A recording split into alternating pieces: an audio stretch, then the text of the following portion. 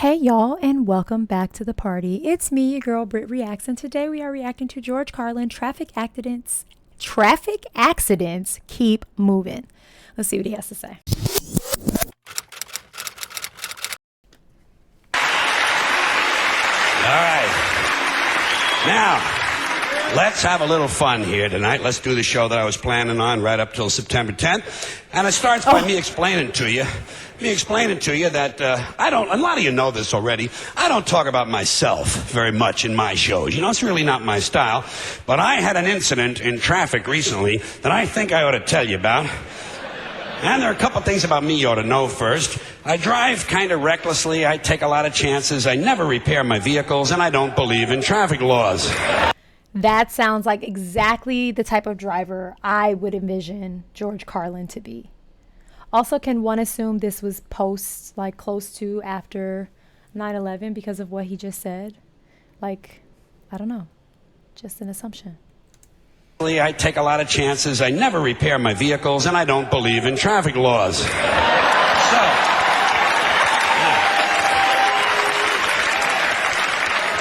So I tend to have quite a high number of traffic accidents.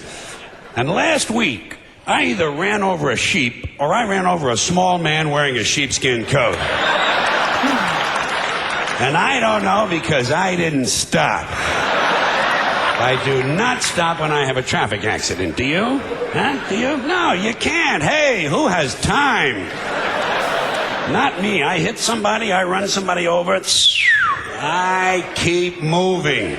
No! Especially if I've injured someone. I do not get involved in that. I'm not a doctor. I've had no medical training. I'm just another guy out driving around looking for a little fun, and I can't be stopping for everything. Well, let's just look at it logically. Let's be logical about it. If you do stop at the scene of the accident, all you do is add to the confusion. These people you ran over have enough troubles of their own. I hope no one on the planet of this earth takes this seriously. Though it is hilarious, don't do this. Don't do this. You stopping and making things worse. Leave these people alone. They've just been in a major traffic accident. The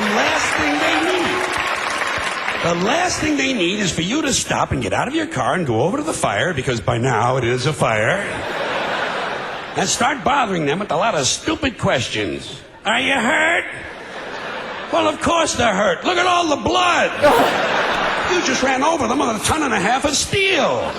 Of course they're hurt. Leave these people alone. Haven't you done enough?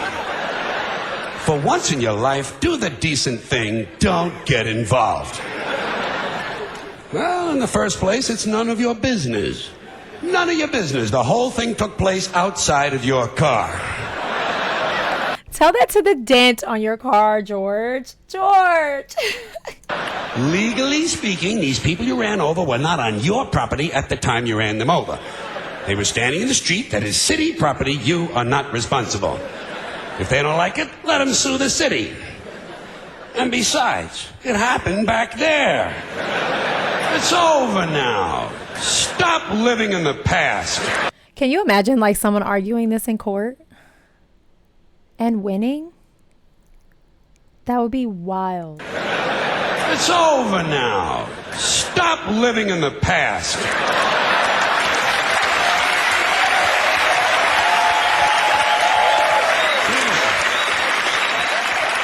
Do yourself a favor, count your blessings, be glad it wasn't you.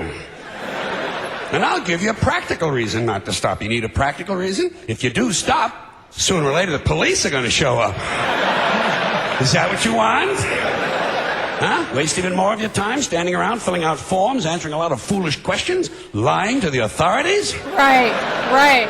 And by the way, who are you to be taking up the valuable time of the police department? These men and women are professionals. They're supposed to be out fighting crime. Stop interfering with police. And besides, didn't anyone else see this accident? Huh?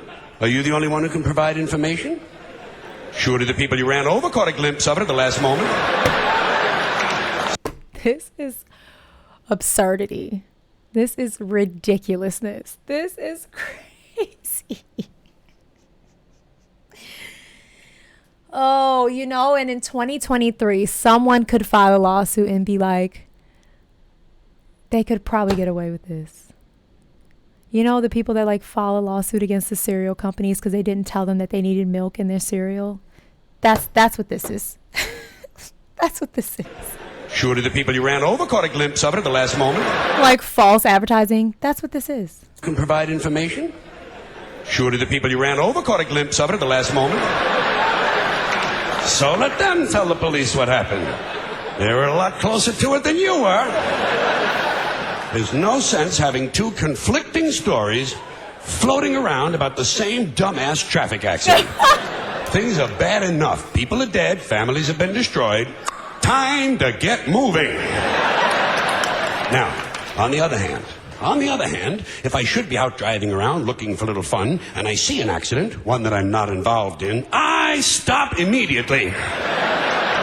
Well, I want to get a good look at what's going on. I enjoy that sort of thing. Someone else is injured, I want to take a look. Oh my God. I am Curious George. You know?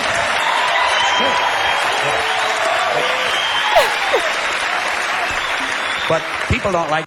We love Curious George in this house. Both myself as a child and my daughter. She loved Curious George when she was younger. I love that he just called himself that.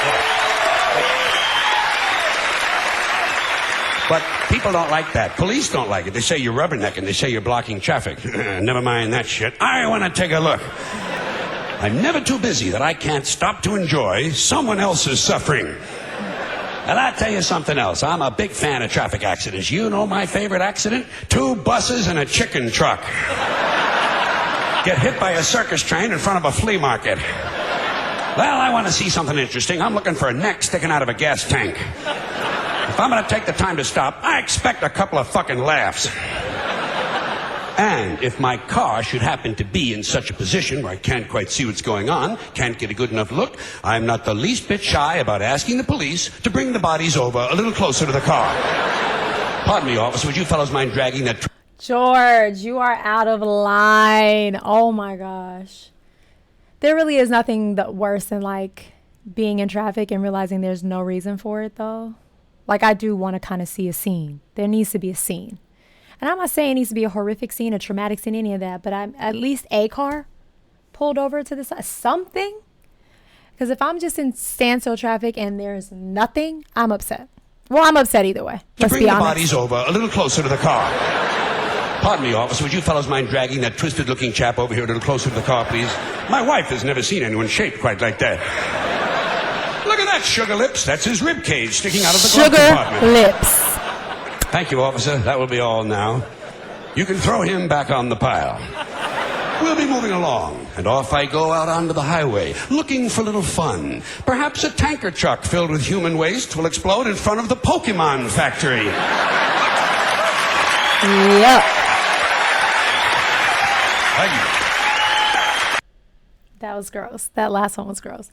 Yep, that was just ridiculous, George, and I loved it. I loved it. That wasn't a hard one. It didn't make you think a lot. It just was funny and so silly, and I enjoyed it.